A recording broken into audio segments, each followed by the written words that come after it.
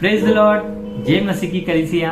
आज का जो विषय है वो है कलीसिया के लाभ। इफिसियोस की पत्री 3 अध्याय 21वां वचन हम देखते हैं, कलीसिया में और मसीह यीशु में उसकी महिमा पीढ़ी से पीढ़ी तक युगानुयुग होती रहे। आमीन। जैसे हम जानते हैं कि हमारा परमेश्वर त्रायक परमेश्वर है और पवित्र आत्मा हर एक विश्वासी के जीवन में कार्य करते हैं, और परमेश्वर का जो सामर्थ्य है वो हमें चंद्र, सूर्य, आकाश, तारे, पशु पक्षी, पर्वत, नदियां, इन सभी में आसानी से दिखाई देता है। उसी प्रकार हम प्रकाशित वाक्य 21वां अध्याय 1 वचन देखते हैं, फिर मैंने नया आकाश और नई पृथ्वी को देखा, क्योंकि पहला आकाश और पहली पृथ्वी जाती रही थी और समुद्र भी न रहा। यह वचन से हम जान पाते हैं कि पृथ्वी के जो भी चीजें हैं वो एक दिन नष्ट हो जाएगी, पर कलीसिया हमेशा के लिए रहेगी। हम सभी को कलीसिया से जुड़ना बहुत ही जरूरी है। चलिए हम देखते हैं कि एक कलीसिया का अंग होने का क्या फायदे हैं। सबसे पहला फायदा कि परमेश्वर ने जो आपको प्रतिभाएं दी है उसका कलीसिया को या फिर कलीसिया के लोगों को उसका उपयोग हो सकता है, उसका लाभ हो सकता है।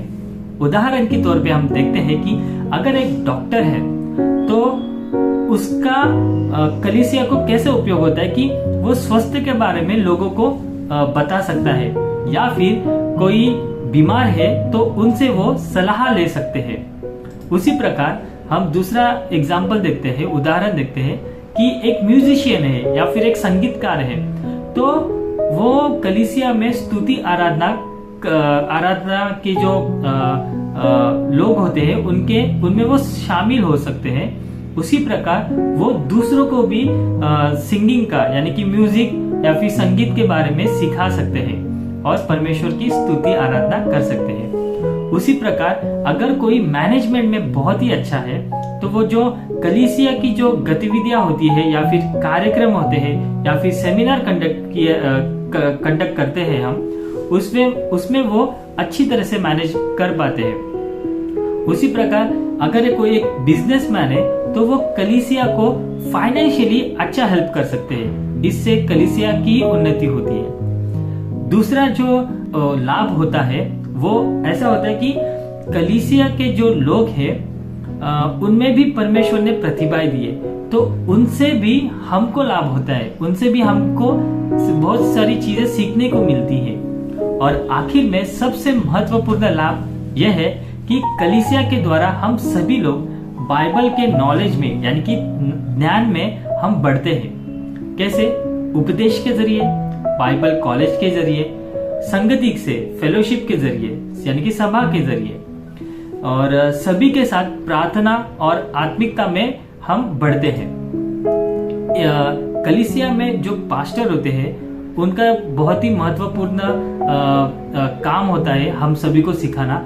उनसे भी हम ये सीख पाते हैं कि हमको पारिवारिक जीवन कैसे चलाना चाहिए, और एक आध्यात्मिक परिवार में शामिल होना हमारे जीवन का सबसे महत्वपूर्ण कार्य है। अगर आप किसी कलीसिया से नहीं जुड़े हैं तो मैं आपको प्रोत्साहन करता हूँ कि आप जहाँ पे सच्ची शिक्षा दी जाती है उस कलीसिया से आप जुड़ जाइए।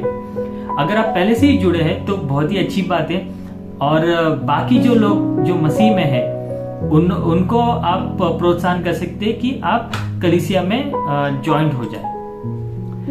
हम एक वचन देखते हैं, 1 कुरिन्थी करास 15वां अध्याय 52वां वचन। यहाँ पे क्या है कि रॉय जैक ये जो इन्होंने इंटरप्रिटेशन दिया है, व्याख्या दी है, और कहते हैं कि परमेश्वर कलीसिया को उठा ले जाएगा।